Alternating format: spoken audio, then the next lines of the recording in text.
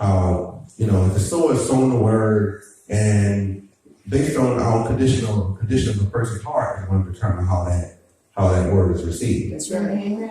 But what I want you to talk here is the sower, who he is, determines what he does. The sower sows. That's it. That's good. Right there. The sower, that's who he is. So what does the sower do? He sows. Yes. Amen. That's good. A sower sows. So I want you to get the identity part in that. Okay?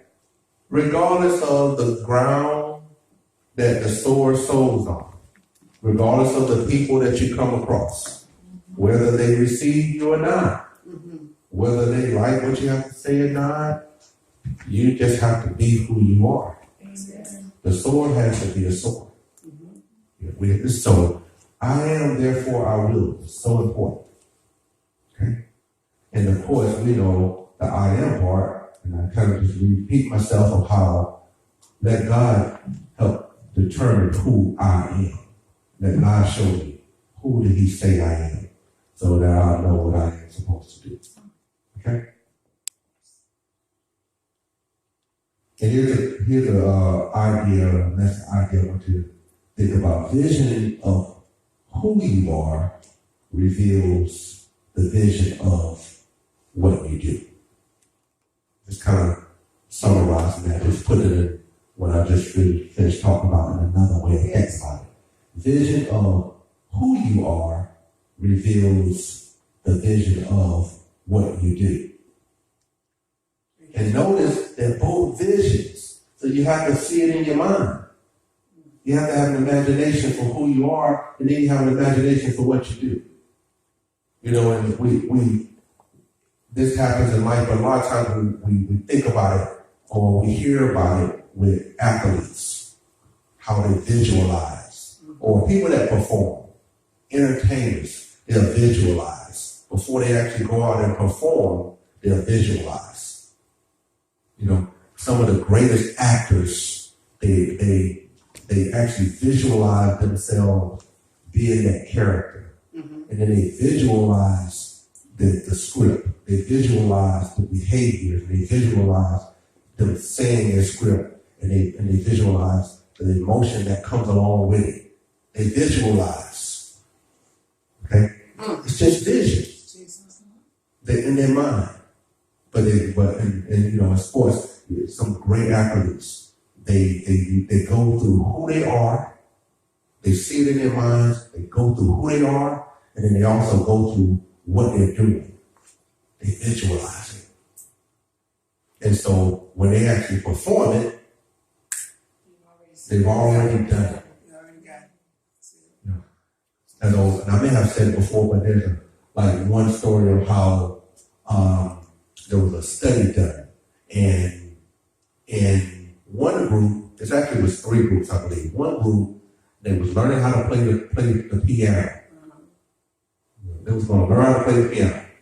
And with one group, they said all 3 groups, first of all, had the same amount of time. They was going to come every day for 2 hours for the next 4 weeks.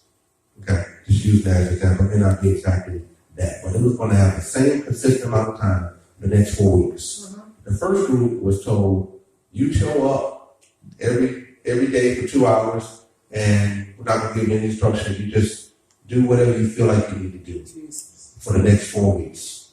Okay? And you work on trying to learn how to play the piano. The second group, they came in and they were going to give them instruction. They were going to give them a book, going to have a teacher, and they were going to give them instructions, the typical traditional lessons, that you have teaching, and for 2 hours, we're going to have time to practice them for 2 hours. The third group, they was going to bring in, and there was no lesson, there was no piano. All they were going to do for 2 hours was sit and use their imagination and seeing themselves playing the piano.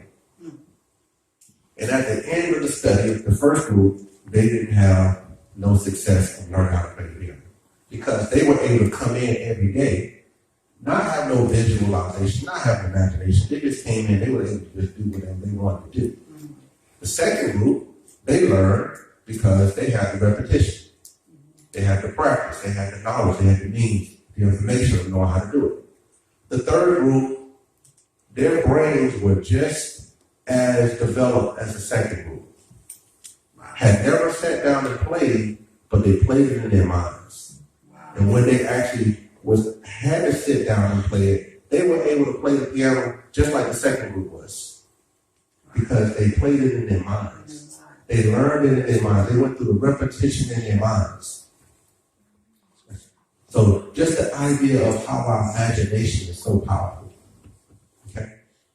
And on the flip side of that, you could be doing something. You could be doing something in your life. And if you never see it in your mind, you won't be effective at it.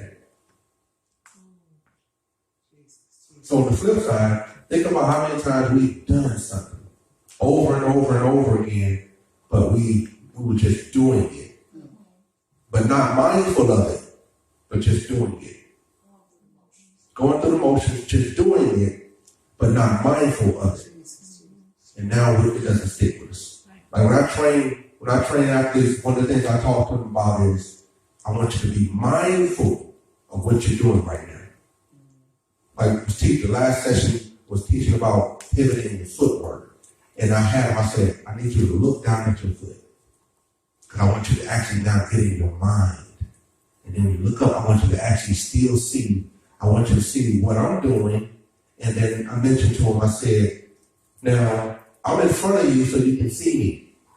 Now, when you do it in your mind, I want you to still see me doing it in my mind. And I want you to do what you saw me do. Because you can't just do